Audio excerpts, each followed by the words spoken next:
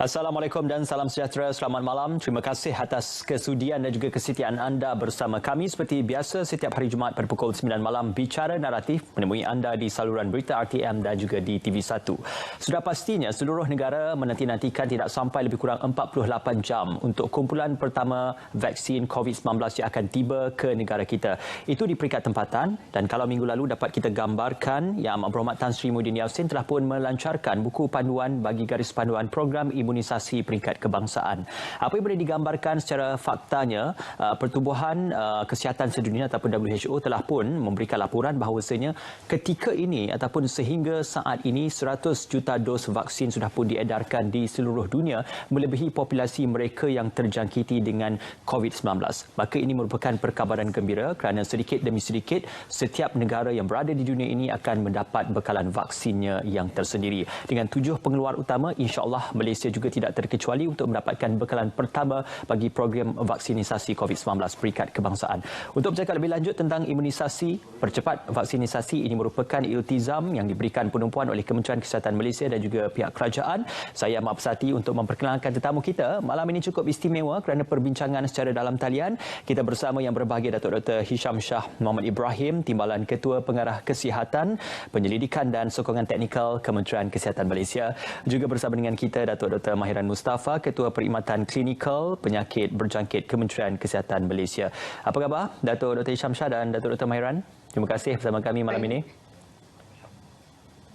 Ya, mungkin ini skala perkongsian yang boleh kita gambarkan. Di peringkat dunia sendiri, iltizam yang telah pun digagaskan oleh setiap negara maju, malah negara-negara dunia ketiga juga sudah mula menerima bekalan vaksin mereka. Cuma di peringkat Malaysia, apa yang menariknya kerana setiap perjalanan vaksin itu sudah diteliti terlebih dahulu oleh pihak kerajaan dalam kita merangka program vaksinisasi dengan kesudian oleh para sukarelawan sebanyak 3,000 sukarelawan untuk mencuba dahulu kali pertama bagi vaksin COVID-19 dan juga beberapa garis panduan yang akan diseraskan dengan pihak Kementerian Kesihatan Malaysia dan juga pihak Kerajaan Persekutuan. Ini satu perkabaran gembira yang harus kita raikan dan juga kita tekuni secara bersama. Persoalan pertama, molek kiranya untuk saya ajukan kepada yang berbahagia Datuk Dr. Hisham Shah berkenaan tentang fasa perjalanan bagi mobilisasi COVID ataupun vaksin COVID-19 yang akan tiba ke Malaysia insya-Allah pada Ahad ini ataupun Ahad pagi ini. Jadi bagaimana yang berbahagia Datuk boleh menggambarkan persediaan pihak Kementerian Kesihatan Malaysia sendiri dalam memastikan perjalanan bekalan vaksin itu menepati setiap garis panduan dan juga protokol kesihatan yang telah pun digagaskan di peringkat global, Datuk. Ya, terima kasih Ismail kerana menjemput kita untuk berkongsi pengetahuan tentang pelan imunisasi kebangsaan kita. Jadi seperti yang kita sedia maklum, pada Selasa yang lepas, Yang Amat Berhormat Perdana Menteri kita telah melancarkan program imunisasi kebangsaan, dan buku panduan ini dapat kita muat turun daripada laman sesawang vaksincovid.gov.my ya. Jadi pelan untuk kita melaksanakan program ini telah kita teliti dalam beberapa bulan yang lepas, sejak tahun lepas lagi, apabila kita merancang ya dengan penubuhan beberapa jawatan kuasa peringkat kebangsaan untuk supaya kita dapat melaksanakan program ini secara teratur ya.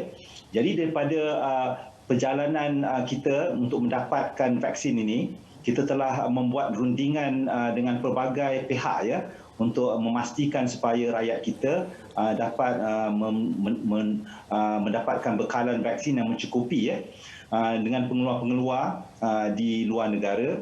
Dan kita telah mendapat komitmen untuk mendapatkan bekalan vaksin yang mencukupi sekurang-kurangnya 80% ya. Kita jangkakan lebih dari itu ya. Jadi daripada fasa pertama yang kita jangkakan, kita akan mendapatkan vaksin ini daripada Pfizer-BioNTech, dan alhamdulillah daripada berita yang kita dapat, vaksin itu akan sampai di negara kita pada hari Ahad ini insya-Allah. Dan selepas sampainya vaksin itu di Kuala Lumpur, dia akan diedarkan ke pusat simpanan vaksin kita yang telah kita tentukan di seluruh negara ya. Jadi itu daripada perancangannya. Jadi vaksin ini akan sampai dan dia akan dihantar ke pusat simpanan vaksin yang telah kita kenal pasti ya. Dan selepas itu kita akan memulakan proses vaksinasi itu dalam beberapa fasa ya. Fasa yang pertama itu kita akan memberi vaksin ini kepada anggota kesihatan kita di barisan hadapan ya. Jadi anggota kita perubatan kita di barisan hadapan ini termasuklah di fasiliti kita di hospital dan juga di fasiliti kita di lapangan ya. Selain daripada anggota kesihatan di barisan hadapan, yang daripada barisan hadapan yang terdiri daripada perkhidmatan yang lain juga akan juga diberikan vaksinasi. Itu merupakan daripada fasa pertama yang akan kita sasarkan sekurang-kurangnya 500,000 petugas kita di seluruh negara. Datuk, cuma yang pastinya apabila kita bercerita tentang bagaimana mobilisasi vaksin ini, sebelum ia melalui fasa untuk pemberian kepada masyarakat awam, sudah pasti fasa ujian klinikalnya perlu dilalui ataupun fasa ujian klinikal dalam bentuk farmasi perlu dilalui. NPRA dalam hal ini adalah badan yang akan menilai bagaimana keberkesanan ataupun kesanan bagi vaksin tersebut terhadap tubuh badan manusia, khususnya seluruh warga negara kita. Jadi bagaimana dalam hal ini dengan beberapa gate barrier ataupun mereka yang ditugaskan untuk memastikan keberkesanan itu berjaya menghasilkan dan juga merealisasikan keberkesanan vaksin COVID-19 ini seperti yang diimpikan, Datuk? Jadi sebelum kita memilih vaksin yang sesuai untuk rakyat kita, ada beberapa kriteria yang kita tentukan ya, yang telah kita pilih ya. Kriteria penting yang kita ambil kira adalah daripada segi keberkesanan vaksin itu dan juga daripada segi keselamatan vaksin itu ya. Itu dua perkara yang penting. Ada perkara kriteria ketiga iaitu keselamatan daripada segi kualiti vaksin itu sendiri ya. Jadi pada peringkat awalnya tahun lepas apabila kita menghadapi pandemik ini, kita mempunyai menggunakan pelbagai strategi ya untuk melandaikan lekuk pandemik ini ya. Ia merupakan strategi kesihatan awam. Tapi kita dapati strategi kesihatan awam tidak dapat memutuskan rantaian pandemik COVID-19 ini secara tuntas ya. Jadi kita perlu mendapatkan vaksin kerana daripada pengalaman kita menghadapi penyakit berjangkit pada masa yang lepas, penggunaan vaksin dapat mencegah transmisi virus-virus yang berbahaya ini dan dia dapat melandaikan pandemik ya dengan berkesan ya. Jadi pas kita pilih vaksin ini yang mempunyai kadar keberkesanan yang tinggi dan juga daripada segi keselamatan yang tinggi dan juga mempunyai kualiti yang tinggi, kita akan dapat mendapatkan bekalan-bekalan daripada pengeluar-pengeluar di seluruh dunia ya. Dan alhamdulillah dengan berkat usaha sama daripada pelbagai agensi, kita telah dapat memastikan bekalan yang mencukupi dapat negara kita perolehi untuk diberikan kepada penduduk kita dalam masa terdekat ini. Satu perkongsian dan juga mukadimah untuk kita memulakan bicara nanti pada malam ini. Persoalan untuk Datuk Dr. Mahiran pula, dalam kita mempersiapkan bukan saja pihak kerajaan perlu mempersiapkan dasar bagi pelan imunisasi kebangsaan dan juga pelan-pelan dalam bentuk peruntukan dan sebagainya, tetapi persiapan mental dan juga fizikal bagi seluruh rakyat Malaysia juga amat dituntut dan juga diperlukan. Maka dalam hal ini, walaupun kita tahu vaksin ataupun pengambilan vaksin ini tidak diwajibkan lagi ke atas seluruh rakyat Malaysia, tetapi dengan kesudian dan juga kerelaan rakyat Malaysia untuk mengambil, maka memungkinkan kita untuk mencapai herd immunity. Maka dalam hal ini yang berbahagia Datuk Dr. Mahiran, bagaimana kita ingin menepis dakwaan-dakwaan nakal ataupun dakwaan-dakwaan yang tidak berasas tentang bahayanya vaksin ataupun vaksin ini akan memungkinkan satu kesan yang lebih negatif berbanding kesan yang positif. Datuk Dr. Sekarang ni saya apa yang saya dapati rakyat keseluruhannya mendapat ilmu, knowledge, kebanyakannya adalah daripada media.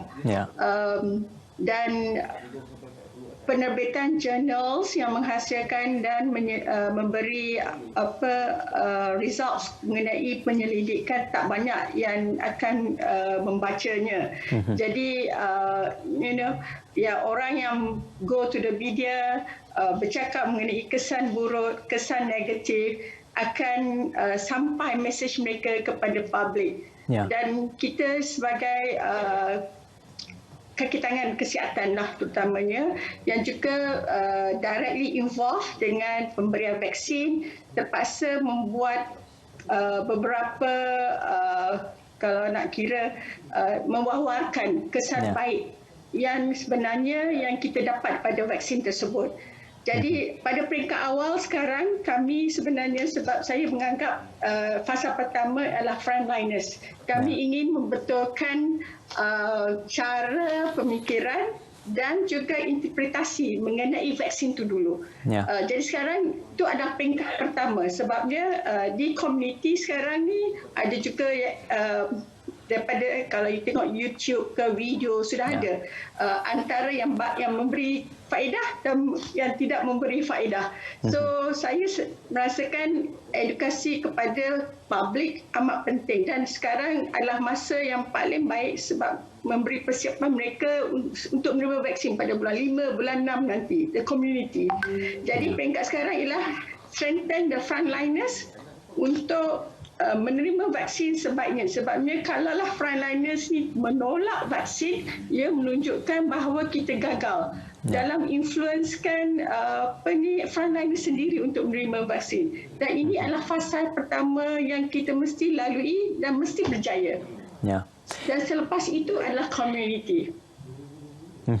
Datuk Mahiran, penjelasan secara klinikal juga perlu dituntut ataupun perlu dijelaskan kepada khalayak secara menyeluruh tentang bagaimana ada beberapa golongan yang dikecualikan daripada menerima vaksin COVID-19, antaranya golongan kanak-kanak ataupun mereka yang berada di bawah usia 18 tahun, dan juga golongan seperti ibu mengandung, dan juga golongan yang mempunyai masalah immunocompromised yang tidak memungkinkan mereka untuk menerima vaksin COVID-19. Tetapi di sebaliknya juga, golongan yang berisiko tinggi untuk menerima impak daripada COVID-19 seperti mereka yang dikirakan dalam kategori warga emas digalakkan untuk mengambil vaksin COVID-19 ini. Jadi apakah penjelasan secara terperinci ataupun secara saintifik dan klinikal terhadap beberapa golongan yang digalakkan dan beberapa golongan yang dikecualikan daripada vaksin COVID-19? Okey, beberapa saya pergi kepada yang digalakkan dahulu sebab lagi senang.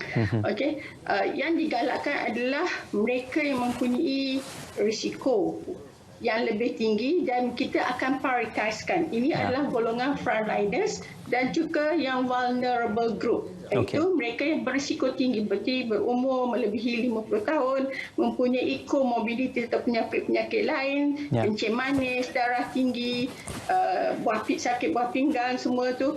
So tu satu grup. Okey, yang keduanya adalah community sebagai general yang juga sekarang dalam pandemik adalah mempunyai risiko untuk mendapat COVID. So tidak ada terkecuali kecuali mereka yang golongan kita, grup yang kita katakan memerlukan lebih kepada saya rasa konsultasi.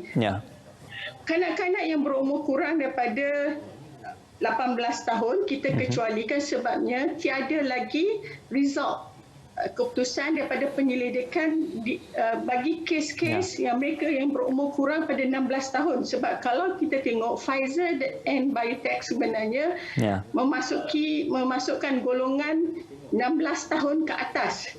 Tetapi kita mengambil kira kebanyakan research penyelidikan vaksin menggunakan kanak-kanak yang berumur lebih daripada 18 tahun. So kita masukkan 18 tahun ke atas. Tetapi saya tahu sekarang ni Sinovac for example ada menggunakan kanak-kanak yang lebih rendah umur mereka. Tetapi hasilnya belum lagi diwawarkan untuk mengatakan ia adalah selamat atau tidak. So jadi lebih kepada tidak dimasukkan semasa penyelidikan awal.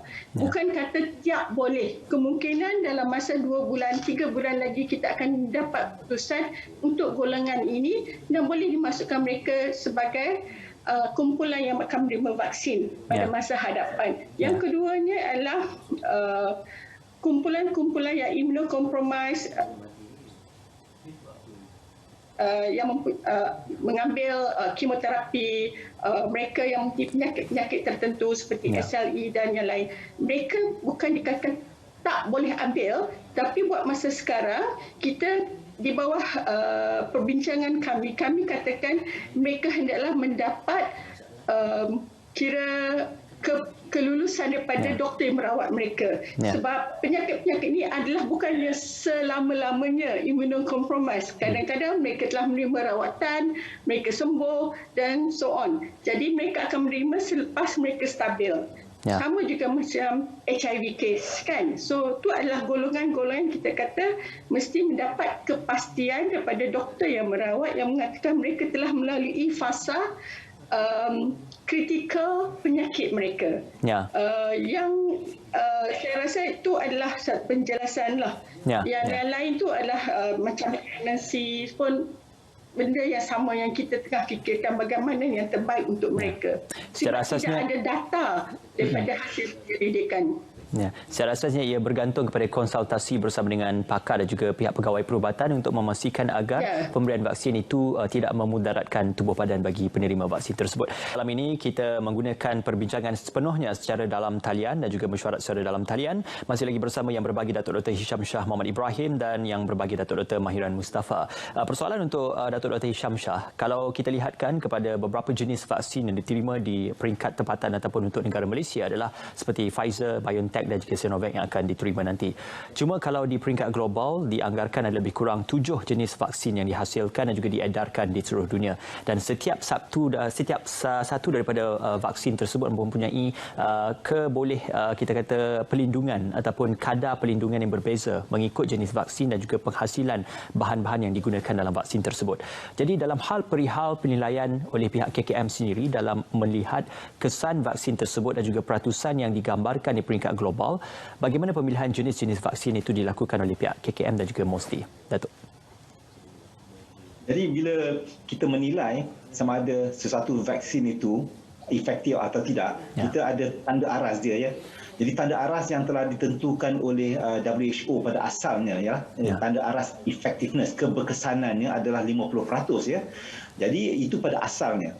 Jadi bila tahun lepas apabila pengeluar vaksin ini dia memulakan kajian praklinikal, kajian klinikal fasa 1, fasa 2 dan fasa ketiga, kita Kementerian Kesihatan telah memula untuk menilai data-data yang telah dipublish di peer-reviewed literature, maknanya yang telah diterbitkan untuk dapat kita mendapat gambaran awal tentang keberkesanan pelbagai vaksin-vaksin yang sedang dihasilkan ni Jadi bila paras dia 50% dan kita dapati pengeluar daripada Pfizer dan BioNTech ni dia merupakan usaha sama daripada Pfizer dan juga BioNTech daripada Germany. Kita dapati mereka adalah yang pertama yang dapat mengeluarkan data dan dipublish dan diterbitkan di peer-reviewed journal. Dan kita quite surprised pada asalnya bila dia punya efficacy, keberkesanannya adalah 95% Jadi itu menyebabkan Pfizer dan BioNTech dapat mendapat pendaftaran awal oleh US FDA Dan pada masa yang sama mereka juga telah mendaftarkan produk ini, vaksin ini di Malaysia dan ia juga merupakan vaksin yang pertama yang telah mendapat kelulusan ataupun dapat registration pendaftaran bersyarat oleh bahagian farmasi kita daripada National Pharmaceutical Regulatory Agency Jadi yang tahap pertama tu keberkesanan vaksin itu. Walaupun vaksin itu ada pelbagai jenis, kita pilih vaksin yang telah melepasi paras minima yang WHO tetapkan 50%, tapi bagi vaksin Comirnaty daripada Pfizer dan BioNTech ni adalah 95% Dan vaksin-vaksin lain yang telah kita kenal pasti sebagai contohnya adalah vaksin yang diusahakan oleh AstraZeneca dan University Oxford Jadi vaksin ini juga telah mendapat kelulusan daripada WHO dan paras keberkesanannya adalah melebihi 50%. Tetapi dia kurang sikit daripada vaksin Pfizer dan BioNTech Dia katakan paras keberkesanannya adalah 70%. Namun begitu, walaupun 70%, tapi ia telah melepasi paras minima yang ditetapkan oleh WHO. Paras keberkesanan ini masih dapat digunakan dan ia akan dapat memberi immunity kepada penerima vaksin itu. Dan kita juga terang meneliti juga data-data keberkesanan daripada pengeluar vaksin yang lain.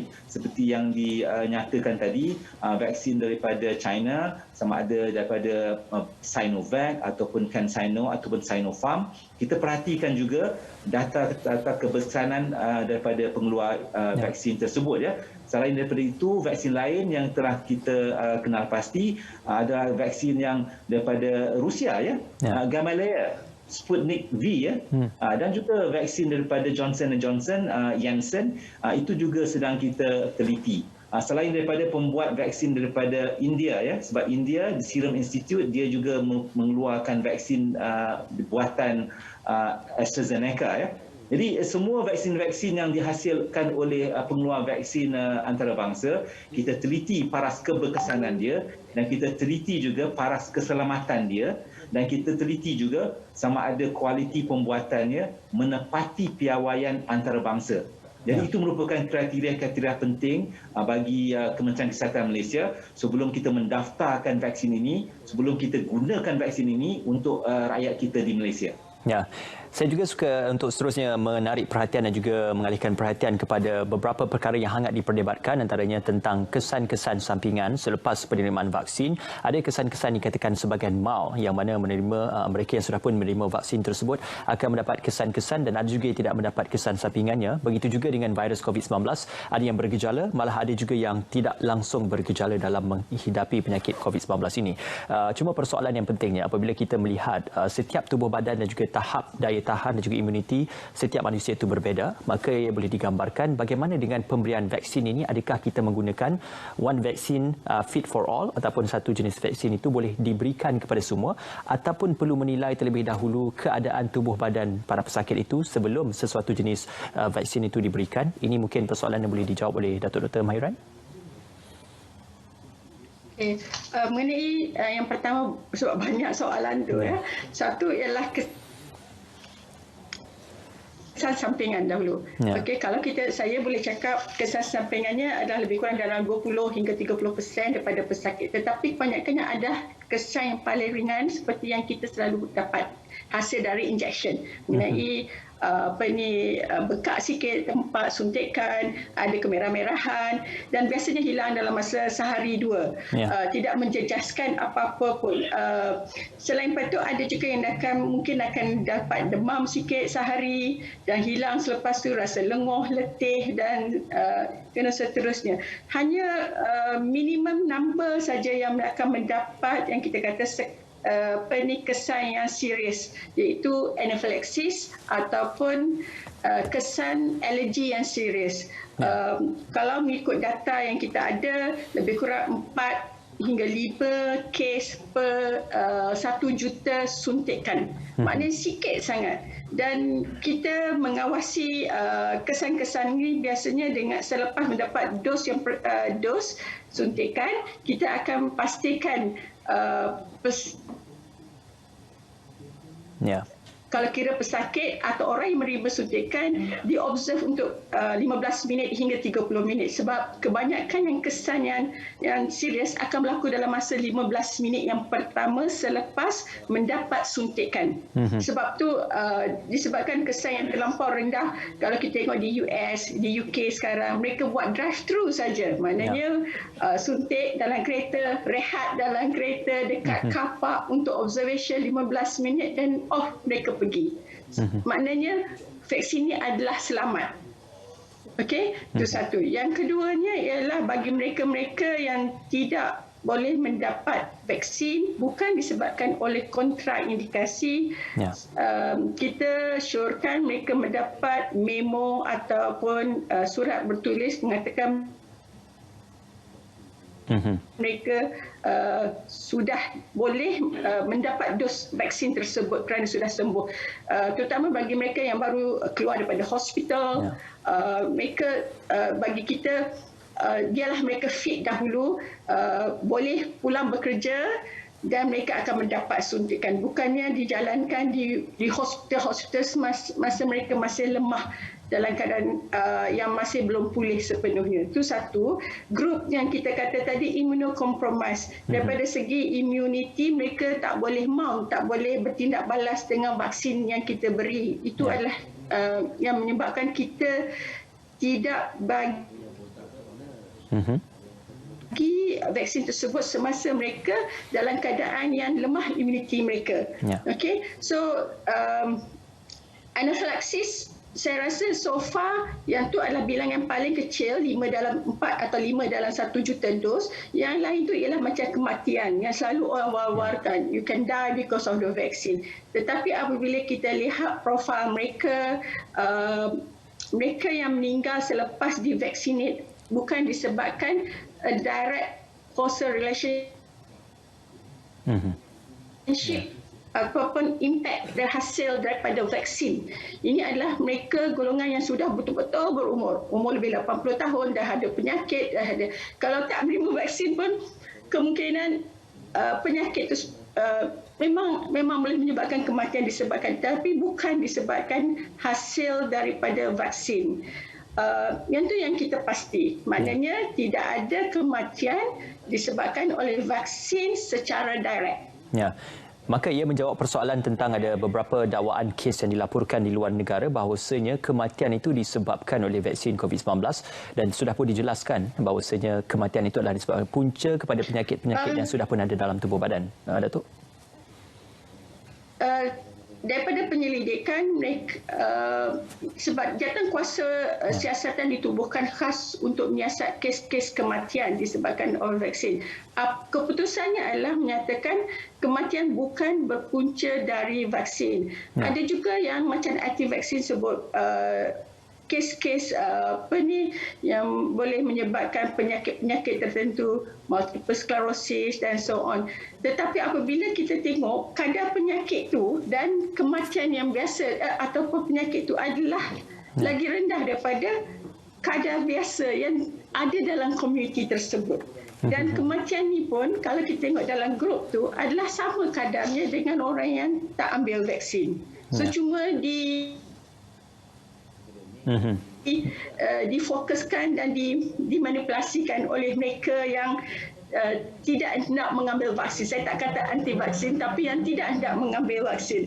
So itu yang kita katakan, kalau tak nak ambil vaksin itu adalah pilihan masing-masing, tetapi janganlah memburuk-burukkan dan manipulasikan data-data yang ada dan menyebabkan orang lain juga terinfluence ataupun terpengaruh dengan dakwah-dakwah yang tidak betul. Ya, sebab itu tanggungjawab kita, Datuk, ya, untuk kita memberikan pemahaman secara asas dan juga menyeluruh kepada masyarakat tentang kepentingan vaksin, kerana penilaian klinikal itu adalah membawa kepada timbang tara lebih banyak manfaat daripada mudarat apabila vaksin ini diberikan. Itu malam ini kita menggunakan perbincangan secara dalam talian khususnya untuk kita memberikan penjelasan berkenaan imunisasi, percepat vaksinisasi.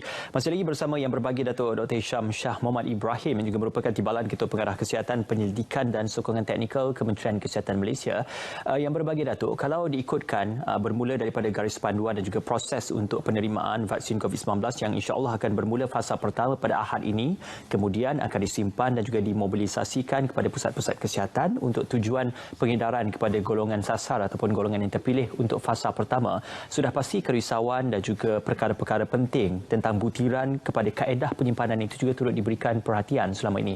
Jadi di pihak KKM dan juga di pihak MOSTI, apakah kaedah penyimpanan dan juga kaedah mobilisasi serta kaedah untuk memastikan vaksin COVID-19 itu berada dalam keadaan terbaik sebelum diberikan ataupun sebelum disuntik kepada golongan sasar?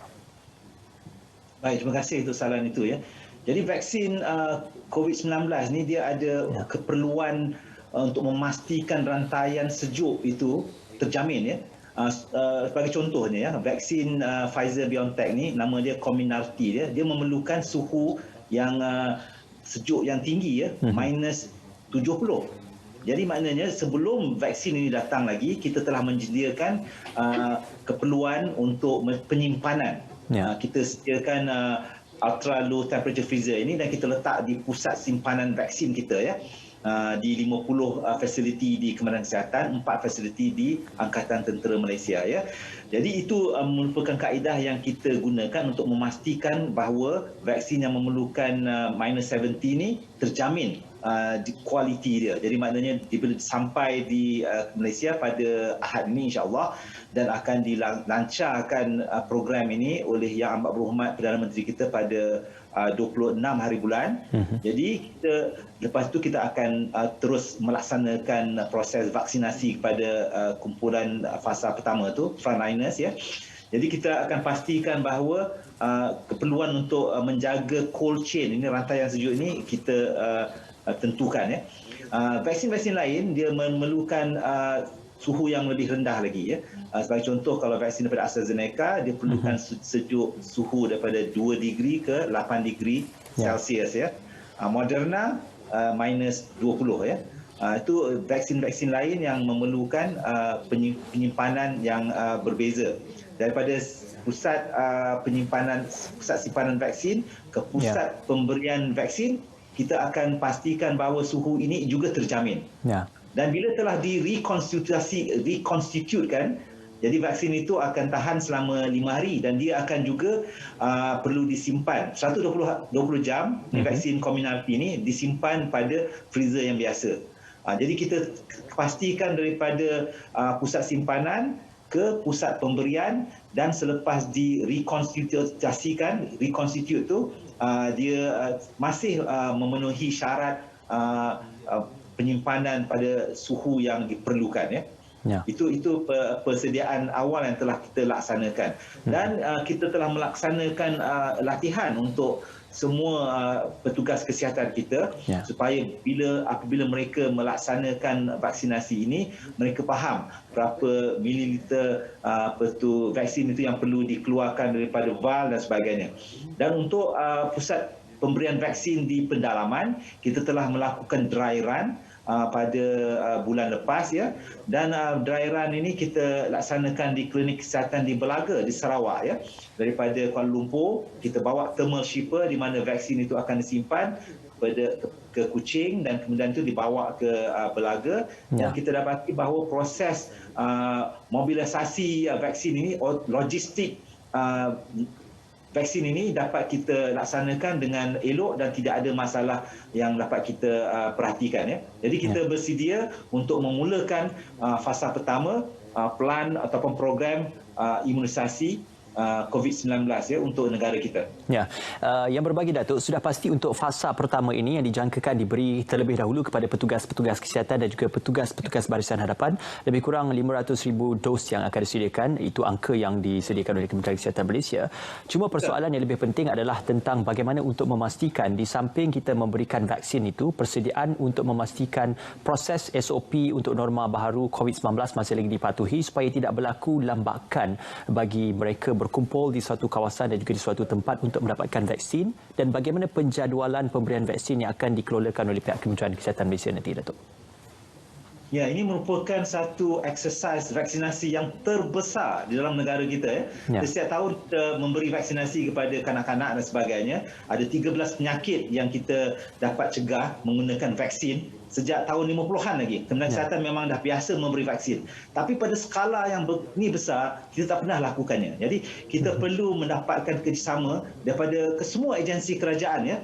Jadi kita perlukan kerjasama daripada kerajaan persekutuan daripada Putrajaya dan Kuala Lumpur, dan kerajaan-kerajaan negeri, agensi kerajaan yang lain, dan kita juga melibatkan juga pihak-pihak swasta, dan juga kita memerlukan kerjasama NGO, dan juga kita perlukan kerjasama masyarakat semua ya, supaya dapat mengikut atur cara dan SOP yang telah kita tentukan ya.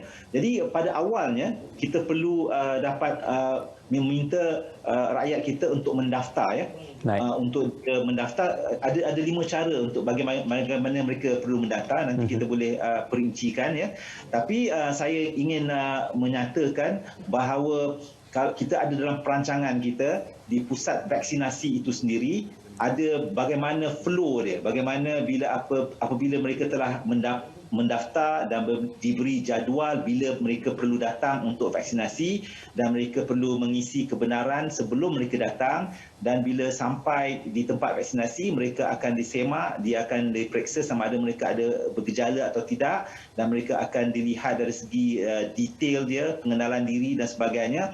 Dan selepas itu anggota kesihatan juga akan perlu mengambil suhu dan sebagainya, penilaian sama ada mereka itu boleh diberi vaksin atau tidak, dan mereka juga akan ditanya tentang sejarah alahan mereka seperti apa yang Datuk Mahiran cakap tadi. Bagi mereka yang mempunyai alahan yang serius, kita akan memberi perhatian yang lebih terperinci. Mereka perlu diperhatikan lebih kurang setengah jam ya. Bagi mereka yang tidak ada sejarah alahan, 15 minit saja. Jadi ada dia punya susun atur bagaimana mereka akan apabila mereka sampai ke pusat pemberian vaksin itu.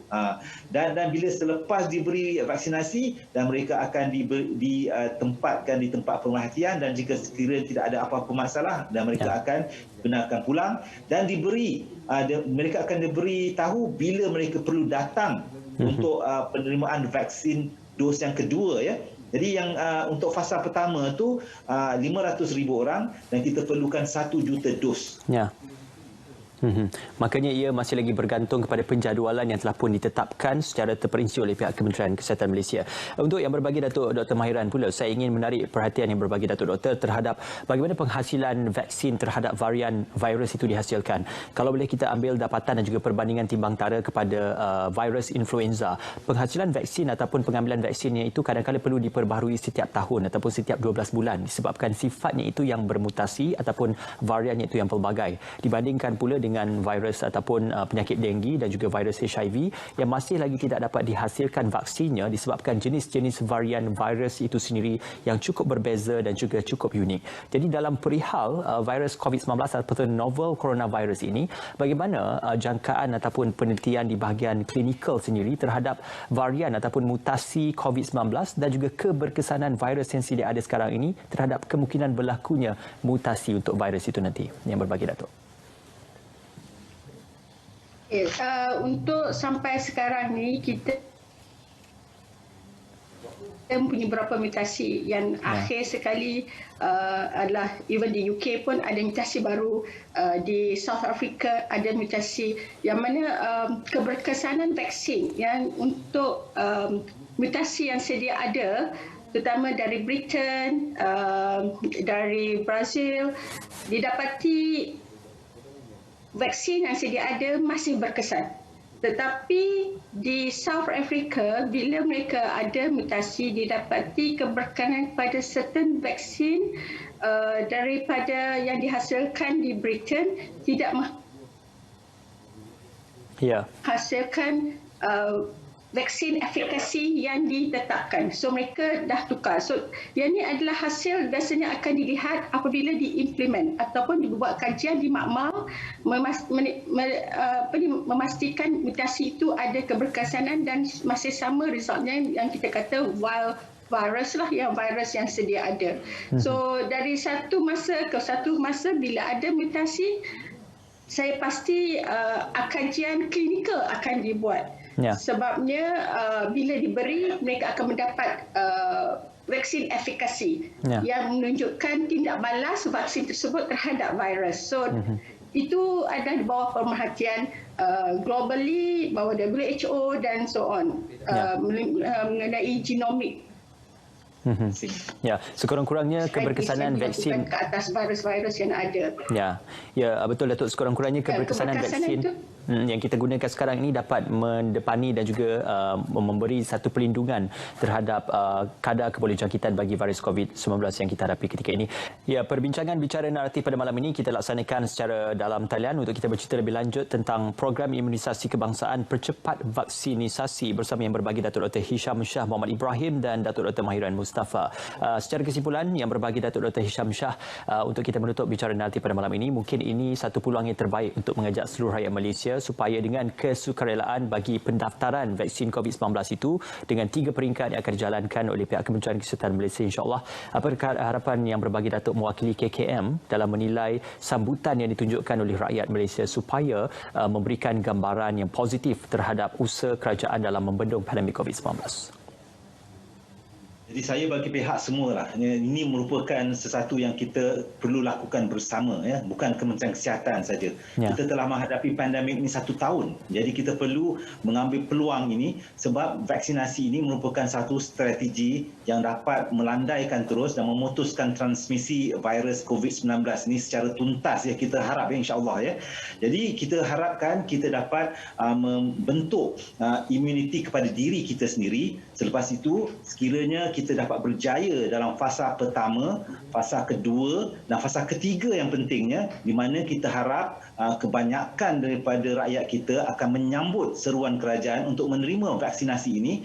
Dengan adanya jumlah penduduk kita yang ramai dan kita capai peratusan yang kita ingini, 70% ataupun 8% daripada rakyat kita telah diberi vaksinasi, dan mereka akan membentuk apa yang kita katakan sebagai imuniti kelompok. Ya. Dengan adanya imuniti kelompok ini, kita harap kita dapat melindungi negara kita daripada pandemik COVID-19 ini secara tuntas, dan insya-Allah kita akan dapat membina naratif yang lebih elok, dan kita akan dapat membina ekonomi kita sebab sekarang ini kebanyakan aktiviti kita terjejas akibat daripada keadaan pandemik COVID-19 pada masa ini. InsyaAllah, insyaAllah.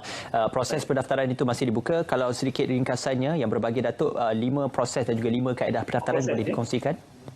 Okey, dengan menggunakan MySejahtera, dia akan dibuka. Tadi saya kata kita nak perincikan 5. Jadi menggunakan MySejahtera, itu kita akan buka aplikasi itu dan kita akan dapat mendaftar di sana. Dan keduanya ada talian hotline yang akan kita umumkan kemudian.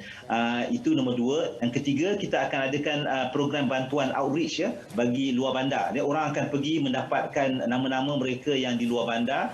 Kita mahukan mereka mendapat mendaftarkan diri mereka. Ya. Dan keempatnya melalui laman sesawang kita www.vaksincovid.gov.my, dan akhirnya kita boleh mendaftarkan diri kita di fasiliti kesihatan kerajaan dan juga swasta, ya. Itu merupakan 5 cara bagaimana kita dapat mendaftarkan diri untuk mendapatkan vaksin, dan kita akan laksanakan vaksin ini melalui penjadualan yang terperinci, ya, kepada semua rakyat kita. InsyaAllah. Terima kasih yang berbagi Datuk. Juga Datuk Dr. Mahiran, secara ringkas kesimpulannya sedikit untuk kita menepis dakwaan negatif terhadap vaksinisasi COVID-19, apa harapan dan juga bagaimana Datuk dalam menilai secara lahiriah dan juga secara klinikalnya untuk kita menepis dakwaan-dakwaan negatif ni, Datuk?